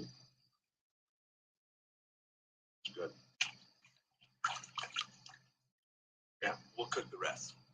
Yeah, okay. We'll cook the bed. Okay. See, that's the kind of nature they have, brothers and sisters. That's why the Lord said, follow not the way of the heathens. Because once you follow their ways, you get caught up in these kind of acts. And guess what, man? Listen, I've never chilled with white folks. Never. It wasn't in my spirit. I never liked them, to be honest with you. However, I've been around white folks. And I've been around the richest, and I've been around the lowest. And they all have the same spirit. And what do I mean by that? They try to indulge you, right? You're a black or Hispanic, they American trying to fit in. And not even me trying to fit in. I'm just around them because I have to be at the job, place, or something like that, right? And they'll try to joke with you and include you in their foolery so then they can turn around and make fun of you. And you're the laughing stock. So they can turn around and use you as a gigapet. That's how it is. That's why every time you show a white person or any other nation that you ain't the coon type, you got boundaries and morals, you only smirking, you ain't ha-ha, he ain't with them, they look at you and say, this guy's different. We can't mold this guy. And they start to like you and respect you more. Right? That's always been my experience. Every time I show them I ain't coon or whatever, they show you respect. However, I've seen the flip side where people cooning and they get ultimately disrespected by these Edomites, these white folks. Ultimately. So much that a racist joke can be made and nobody's checking a white boy. Right? You got this damn Edomite. He's a cokehead. He's a damn, weirdo. For some reason, he got social media clout. I don't know why, right? Y'all know this dude. His name Zekra. Zekra, he's supposed to be a so-called red pill guy, whatever. And a lot of shows you see him and he's saying nigga this, nigga that. And they ask him, yo, how you gonna pass for that? Because ain't nigga doing shit. It's like, really? And then he's racist at that, and he blurs it out. And you know what's crazy? He hasn't met the right group of Jakes yet. That's what it was. And that's what it is. But he has other group of Jakes, blacks and Hispanics, that give him a pass. Oh, it don't bother me. It don't offend me. Oh, I'm good. Knowing that he's saying it from a hateful aspect, not a love aspect. That's the kind of society we're living in, where we have enemies of the other nations, and then we have enemies of our own people. That's the worst, y'all. The worst is them coons, man. The ones that want to stand up for the nations, that's slaughtering us, that's doing this type of behaviors. That's the worst. That's why once I suspect you, you know what I'm saying, you're a white boy, I'm like, I gotta keep my eye on you now, man. I can't trust you. You know what I'm saying? Right, so we'll go on to, let me see, next slide, what time is it? All right, yeah, so we'll read the scripture, and then we'll close it out, and then we'll continue next time. So Leviticus, right, we are not to participate in magic, divination, or witchcraft. Okay, Leviticus chapter 19, verse 26 tells us, ye shall not eat anything with the blood. We just went over that. Neither shall ye use enchantment nor observe times. Now, we know a lot of our people, they're into witchcraft, brujeria, santeria, you know, love spells. Oh, I'm going to get this guy to love me, and he's going to be mine, and he's going to, all that type of stuff, right? Now, I ain't got enough time to go into this today. We'll pick up next time on the same topic of witchcraft, magic, and divination, because even some people that were Israelites before in the knowledge left the truth and started messing with crystals and all this stuff. Like a crystal is going to avoid a lockdown. Like a crystal is going to avoid the fall of America. Right? Simple, man. Simple, simple, simple. But that's our people. That's our people. Right? With that, I give all honor and praise to the Most High, Yahweh Hashem Yahushua. Right? Whole brothers and sisters got edified. I have to close it down soon so I can let other brothers. The Tabernacle of David's coming up real soon. But yeah, man, you know, hop into these classes and get familiar with these topics, brothers and sisters, because time is at hand. At the end of the day, you know, we're not prepared, and that's another thing I'm going to talk about in the next class, preparation. I'm talking about spiritually and physically, right? Health-wise and financially. We got to get prepared from all angles, brothers and sisters. Okay, now the Lord said what? That the dragon shall come down on us with great wrath. He's starting to do that even more now. Okay, especially with free speech not really being free speech. You could get fired at your job for saying the wrong things. Right? Fired at your job for just talking about a certain topic that you was asked a question on. That's crazy, right? You at your job, people want to ask you questions knowing they ain't going to like the answer, but they still ask you anyway because they know you're an Israelite. Right? But use wisdom, brothers and sisters. Use wisdom and don't show your hand. Let them believe what they want to believe. And the Bible says, what? Be at peace with all men if possible. At the end of the day, you ain't got to prove yourself to no heathen, brothers and sisters. You got to prove yourself to nobody. Nothing. Hey, what they said, Elder Mashah said this once, right? One West, he said, niggas don't get it, we moving on. That's the type of time frame we on, right? Niggas don't get it, we moving on. That's it. So all praises, brother. Shabbat shalom. I love you, Israel. Stay safe, be blessed, right? Do what you got to do with your family, right? And just be careful out there. Keep the commandments. All right. Most High bless y'all. Shalom.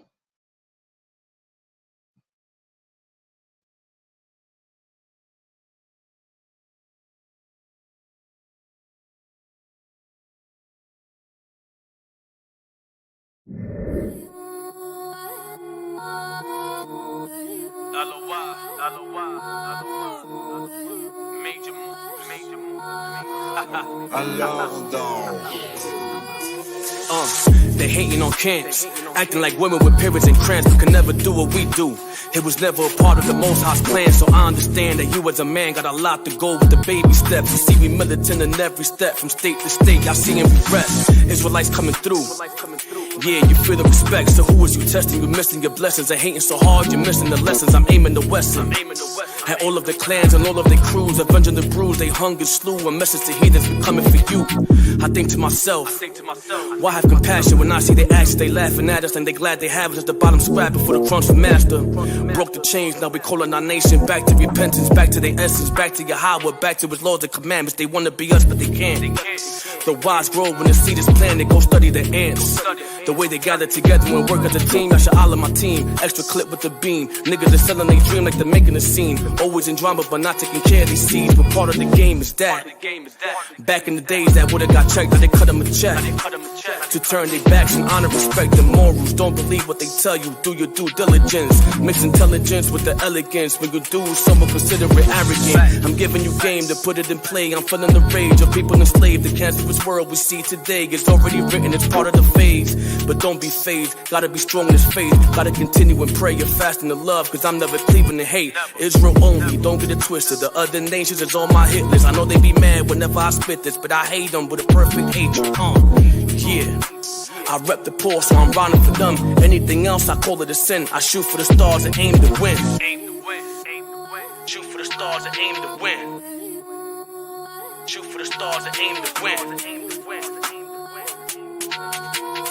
Anything else, I call it a sin. I shoot for the stars and aim to win. Tell them we ready for war, ready for war. Yeah, we ready for war. Tell them we ready for war, ready for war. Yeah, we ready for war. Tell them we ready for war, ready for war. Yeah, we ready for war. Tell them we ready for war, ready for war. Yeah, we ready for war.